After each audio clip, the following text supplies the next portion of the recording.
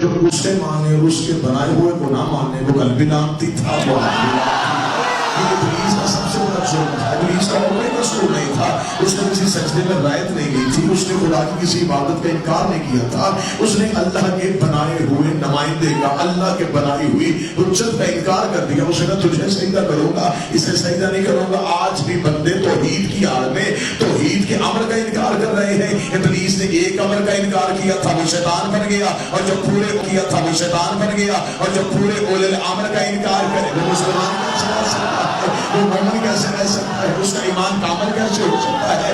جیسے بندوں نے توحید کی آڑ میں اللہ کے امر کا انکار کیا تھا، ویسے ہی آج نبی کی محبت کی آڑ میں نبی کے امر کا انکار کر رہے ہیں۔ بندے کہتے ہیں ہم نبی کو علیہ السلام کہہ سکتے ہیں لیکن نبی کے علاوہ کسی کو علیہ السلام نہیں کہہ سکتے۔ تم محمد کو علیہ السلام کہتے ہو، انہیں کیوں نہیں کہتے؟